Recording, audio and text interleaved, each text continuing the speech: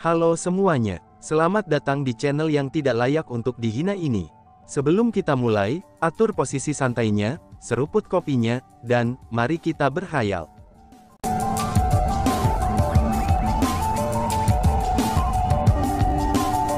Melanjutkan cerita sebelumnya, aku tidak memiliki asal khusus, jawab Chu Feng dengan tenang. Oh, lalu apa yang dikatakan Xia Yun kepadamu? Apa yang kamu bicarakan dengannya?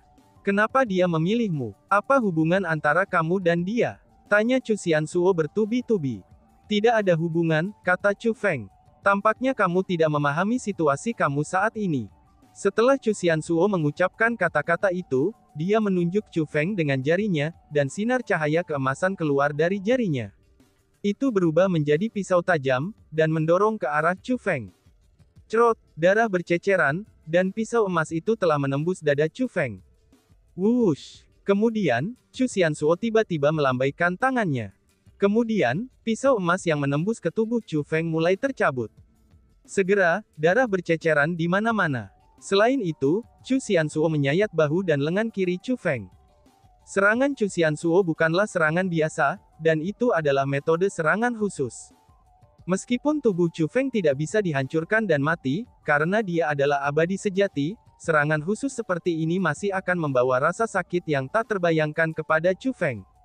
Namun demikian, Chu Feng tidak mengucapkan satu keluhan pun. Tampaknya kamu pria yang tangguh, ucap Chu Xiansuo yang masih tidak berhenti menyiksa.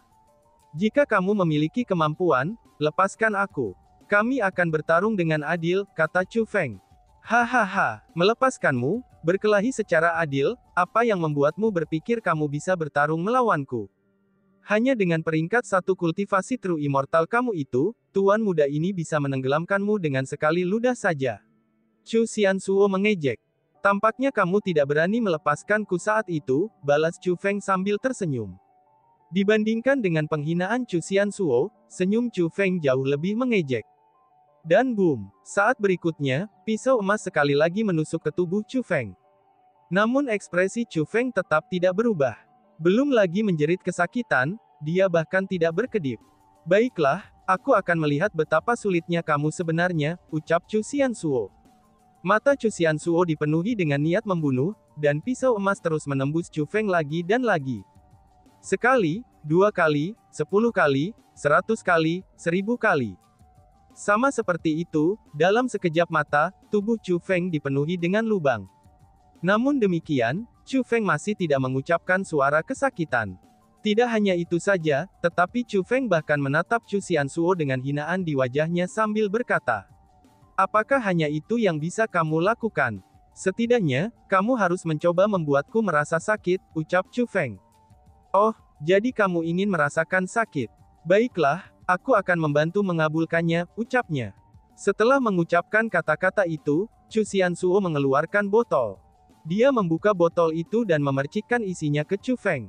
Saat berikutnya, gas hijau muncul di tubuh Chu Feng, dan mereka membakar daging Chu Feng. Apa yang Chu Xiansuo ciprati ke Chu Feng adalah sejenis cairan beracun khusus, dan itu mampu menimbulkan rasa sakit yang tak tertahankan. Namun sayangnya, Chu Feng hanya mengepalkan giginya dan tidak mengucapkan satu suara pun. Sial, bunuh dia, Chu Feng, cepat bunuh bajingan ini.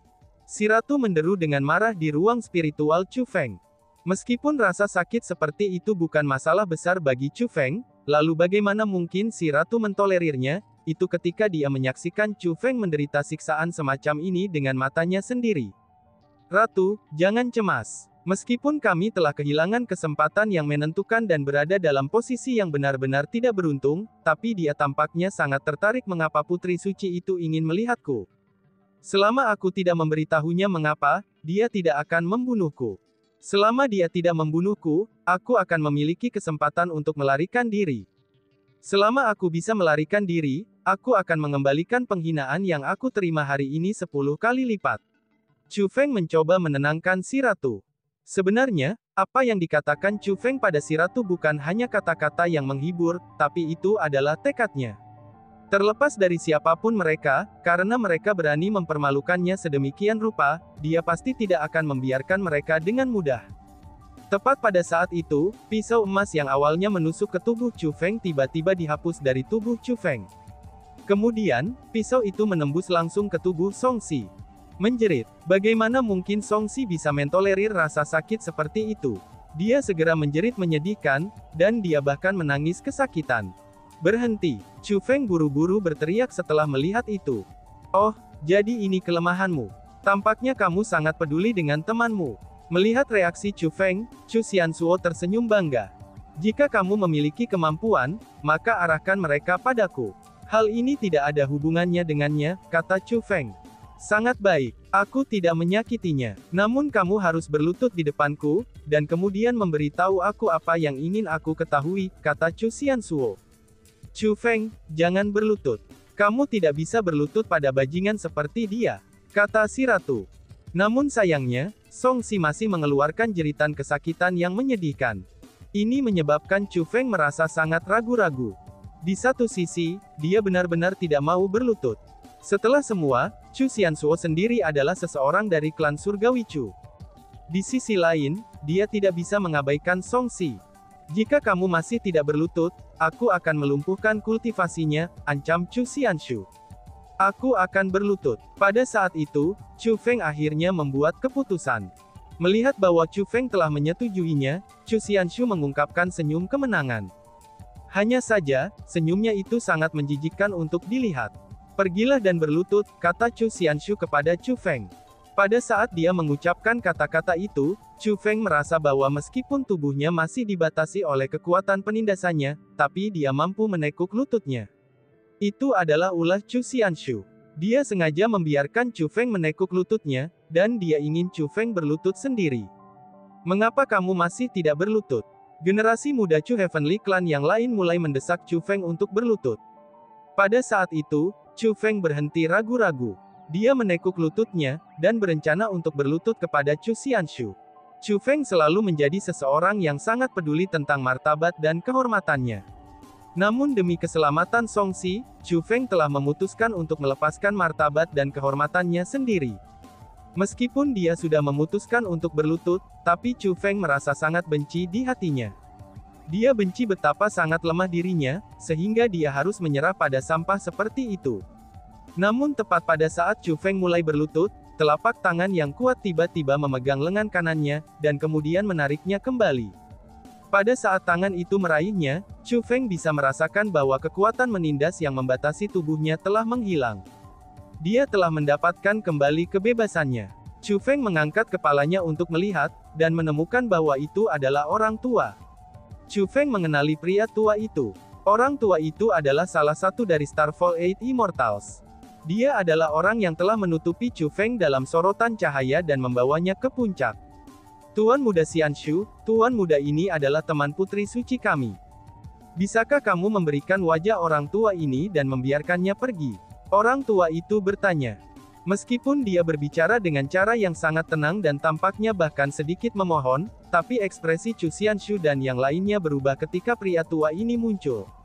Mereka panik. Tentu saja, aku sebenarnya tidak pernah berencana melakukan apapun pada mereka. Itu hanya lelucon. Chu Xianshu segera mengambil pisau emas yang telah dia tusuk ke tubuh Songxi. Bagus kalau begitu, lelaki tua itu tersenyum ringan. Kemudian dia berkata, selain itu, aku berharap hal seperti itu tidak akan terjadi lagi di wilayah Starfall Holy Land kami. Kalau tidak, orang tua ini akan kesulitan menjelaskan kepada putri suci kita, tambahnya. Junior ini mengerti, aku tidak akan mengganggu mereka lagi. Chu Xianshu bersumpah. Orang tua ini akan mengingat kata-kata itu. Jika Tuan Muda Xianshu harus menentang janjinya, jangan salahkan pria tua ini karena mengabaikan sentimen dan wajah Chu Heavenly Clanmu. Balas orang tua itu yang masih tersenyum. Namun, sensasi sedingin es muncul di matanya yang sudah tua ketika dia mengucapkan kata-kata itu. Merasakan perubahan dalam pandangannya, semua generasi muda Chu Heavenly Clan yang hadir termasuk Chu Xianshu mulai menggigil. Bahkan ada beberapa di antara mereka yang menjadi pucat dalam sekejap, dan mulai mengeluarkan keringat dingin. Tentunya, mereka semua takut. Wush! Saat berikutnya, pria tua itu melambaikan lengan bajunya dan menghilang. Pada saat yang sama, Chu Feng dan Songxi juga menghilang. Setelah orang tua itu pergi, salah satu generasi muda Chu Heavenly Clan yang hadir akhirnya berani berkata. Sialan, seorang tetua belaka dari Tanah Suci Starfall berani mengancam kita. Dia hanya bosan hidup, ucap yang lain.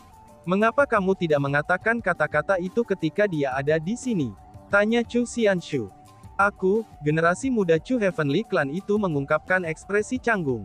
Itu karena dia bisa sepenuhnya melenyapkan kita semua dengan satu jarinya. Jika bukan karena fakta bahwa kita adalah orang-orang dari klan Surgawi Chu, dia pasti tidak akan meninggalkan masalah ini begitu saja, kata Chu Xianshuo. Lalu, apa yang harus kita lakukan? Apa kita harus menyisihkan bocah itu seperti ini? Seseorang bertanya. Hehehe, Chu Xianshuo terkekeh dan berkata, ada banyak semut seperti dia di alam atas Ciliokosem besar. Jika kita ingin melenyapkannya, tidak ada yang akan bisa melindunginya. Bahkan jika kita berada di wilayah Starfall Holy Land, tidak ada yang akan berani melakukan apapun kepada kita selama kita tidak membunuhnya, kata Chu Xianshuo. Kakak Xianshuo benar-benar bijaksana. Kami mengerti apa yang harus dilakukan sekarang, ucap yang lain. Pada saat itu, para anggota generasi muda Chu Heavenly Clan mengungkapkan senyum di wajah mereka. Di sisi lain, Chu Feng telah kembali ke puncak gunung itu. Hanya saja, orang-orang di bawah puncak gunung sudah pergi. Kabut telah menutupi seluruh puncak gunung. Dengan demikian, orang-orang di bawah tidak lagi dapat melihat situasi di atas. Chu Feng merasa bahwa itu mungkin karena fakta, bahwa mereka tidak dapat melihat apa yang terjadi di puncak gunung yang mereka tinggalkan. Tentu saja, itu juga mungkin bahwa orang-orang dari Tanah Suci Starfall telah mengirim mereka pergi. Apapun itu, hanya Starfall 8 Immortals, Chu Feng, dan Song Xi yang berada di puncak gunung pada saat itu. Sekali lagi, pria tua itu membuka pintu masuk ke istana. Dia menoleh ke arah Chu Feng dan berkata, Tuan muda, silahkan masuk, ucapnya. Chu Feng tersenyum tipis. Sebenarnya dia ingin mengatakan, permainan seperti apa yang Putri Suci kamu mainkan. Namun sebelum dia bisa berbicara, kekuatan lembut mendorongnya ke istana. Kemudian, pintu masuk di belakangnya ditutup. Pada saat itu, Chu Feng memperhatikan bahwa tingkat pertama istana, aula yang luas itu tidak lagi benar-benar kosong. Seorang wanita mengenakan rok putih berdiri di sudut aula istana, dan dia menatap Chu Feng. Wanita itu sangat cantik, namun ada ekspresi kejam dan mempermainkan di matanya. Ternyata kamu, teriak Chu Feng yang kaget. Ada nada sangat tidak senang dalam nada bicaranya. Alasan untuk itu adalah, karena dia mengenali wanita itu. Dia adalah kecantikan luar biasa yang Chu Feng temui di Gunung Suci. Ketika dia melihat wanita itu, Chu Feng mengerti segalanya. Itu benar, ini aku, balas wanita itu yang masih tersenyum. Senyum itu sangat manis dan menawan. Jadi kamu adalah Putri Suci Starfall Holy Land, Xia Yun? Tanya Chu Feng. Dia sebenarnya sudah berhasil menebak identitasnya. Hanya saja, dia ingin memverifikasinya. Bukankah aku mengatakan bahwa kamu akan tahu siapa aku? Lihatlah, kamu tahu siapa aku sekarang. Tidak perlu bagiku untuk memperkenalkan diri lagi, kata Xia Yun kepada Chu Feng dengan senyum berseri-seri. Kemudian dia bertanya, orang-orang dari klan Surgawi Chu itu tidak melakukan apapun padamu kan? Tanya Xia Yun. Apakah kamu tidak mengajukan pertanyaan yang sudah kamu tahu jawabannya? Balas Chu Feng sambil menatap dingin ke arah Xia Yun. Oh, kamu berbicara seolah-olah karena aku, mereka melakukan sesuatu kepadamu, kata Xia Yun. Tidak, itu tidak ada hubungannya denganmu. Aku hanya terlalu lemah, kata Chu Feng. Aku benar-benar tidak tahu bagaimana merespons ketika kamu mengatakannya, ucap Xia Yun sambil tersenyum menawan dan mengangkat bahunya tanpa daya. Jangan bertele-tele lagi. Katakan padaku, apa yang kamu inginkan dariku? Kata Chu Feng. Apa yang aku inginkan sangat sederhana. Aku hanya ingin kamu tahu, bahwa kamu telah tiba di wilayahku sekarang. Jadi bagaimana kamu akan menyelesaikan utang setelah mencuri energi alamiku di Gunung Suci? Kata Xia Yun. Aku sudah memberitahumu, bahwa aku akan menebusnya di masa depan, kata Chu Feng. Berapa lama masa depan itu? Tanya Xia Yun. 2 tahun, kata Chu Feng. Bagaimana aku bisa mempercayai kamu? Kata Xia Yun. Jika kamu tidak percaya padaku, kamu bisa membunuhku secara langsung, kata Chu Feng. Kamu benar-benar menarik. Lupakan saja. 2 tahun kemudian. Namun kamu tidak harus selalu menebusnya dengan energi alami. Tidak apa-apa bagimu untuk memberiku harta yang bernilai sama. Tentu saja, aku yang memutuskan harta macam apa yang aku inginkan, kata Xia Yun. Baiklah, sudah diselesaikan kalau begitu. Jika tidak ada yang lain, aku akan pergi sekarang. Chu Feng berbalik setelah mengucapkan kata-kata itu, dan dia berencana untuk pergi. Kamu datang ke sini untuk berburu Immortal Armament Villa kan? Tanya Xia Yun. Bagaimana jika iya, dan bagaimana jika tidak? Jawab Chu Feng dengan sangat dingin. Setelah apa yang terjadi, Chu Feng dapat memastikan bahwa yang disebut Putri Suci Xia Yun adalah wanita yang berhati racun. Dia sangat berbahaya. Meskipun dia tidak berencana untuk membunuhnya saat ini, tapi dia mungkin memiliki motif tersembunyi. Jadi, Chu Feng harus berhati-hati terhadap wanita sepertinya. Ada binatang spiritual spesial di tanah perburuan Immortal Armament Villa tahun ini. World Spirit Beast itu mengandung sejumlah bonus spirit yang cukup, untuk memungkinkanmu mencapai tempat pertama. Itu juga mengandung sejumlah besar harta. Itu memiliki karakteristik yang sangat khas. Warnanya benar-benar merah, tinggi 100 meter, dan panjang 1000 meter. Itu terletak di wilayah tenggara tempat perburuan. Setelah memasuki tempat berburu, kamu hanya perlu terus berjalan menuju wilayah tenggara, dan kamu akan menemukannya begitu kamu mencapai wilayah terdalam. Namun, binatang spiritual itu sangat kuat. Akan sangat sulit untuk mengalahkannya menggunakan kekuatan kasar. Adapun kelemahannya, itu adalah pusat di antara kedua alisnya. Selama kamu terus membidik bagian tengah alisnya, kamu akan dapat membunuhnya, kata Xia Yun. Apakah kamu ingin membantuku? Tanya Chu Feng. Kamu dapat menganggapnya sebagai ganti leluconku sebelumnya, kata Xia Yun sambil tersenyum. Apa yang Xia Yun maksud dengan lelucon adalah, dia dengan sengaja memanggil Chu Feng untuk menemuinya, sehingga Chu Xianzuo dan yang lainnya agar menyerangnya. Jika apa yang kamu katakan itu benar, aku akan kembali untuk mengucapkan terima kasih, kata Chu Feng. Oh iya, hati-hati jika kamu bertemu Chu Xianzuo dan yang lainnya lagi. Meskipun aku sudah memperingatkan tetua Xingyi kepada mereka, tapi generasi muda Chu Heavenly Clan selalu tidak disiplin dan tidak terkendali. Ini terutama untuk Chu Xianzuo itu, karena dia memiliki latar belakang yang kuat. Jadi, aku juga tidak dapat menjamin apakah mereka akan mencoba menyerangmu lagi atau tidak, kata Xia Yun. Kamu tidak perlu khawatir tentang itu, kata Chu Feng.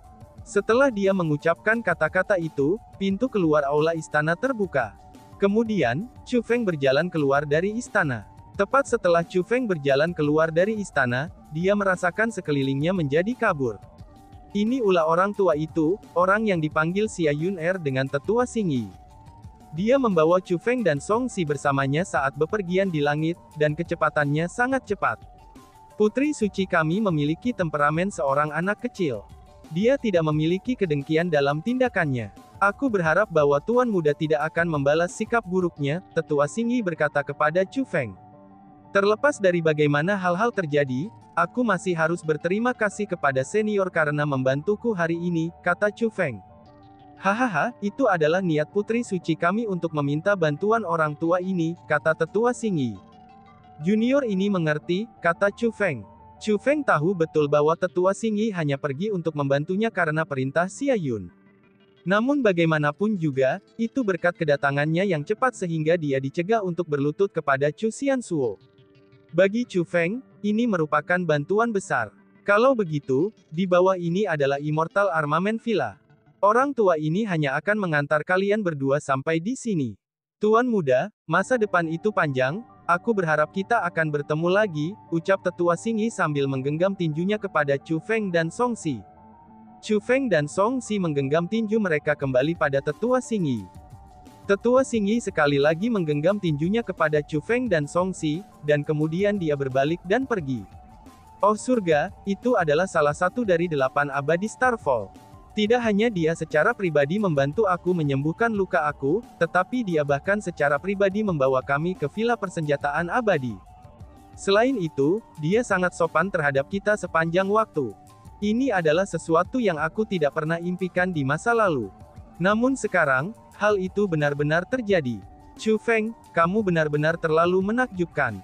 Ini semua berkatmu bahwa aku berhasil menerima perawatan seperti itu. Ucap Song Si yang sangat bersemangat. Cedera yang ia terima dari Chu Xianzuo sebelumnya, itu juga telah sepenuhnya sembuh. Latihlah dirimu dengan benar, maka tidak ada yang mustahil, kata Chu Feng. Jika ini aku, maka lupakan saja. Aku tahu betul betapa berbakatnya aku. Jika itu mencapai ranah immortal sejati, aku yakin bisa melakukannya. Namun, aku bahkan tidak berani berpikir tentang ranah immortal surgawi, apalagi ranah immortal bela diri. Ucap Songxi yang menggelengkan kepalanya sambil tersenyum. Meskipun Songxi tersenyum ketika mengucapkan kata-kata itu, Chu Feng memperhatikan kekecewaan di mata Songxi. Songxi adalah seseorang yang berusaha keras dalam kultivasi bela dirinya. Chu Feng tahu bahwa dia juga berharap kalau dia dapat mencapai tingkat yang lebih tinggi dalam kultivasinya. Itu bukan karena Songxi ingin dihormati oleh orang lain. Tapi sebaliknya, itu murni karena dia ingin mencapai tingkat yang lebih tinggi di jalur kultivasi.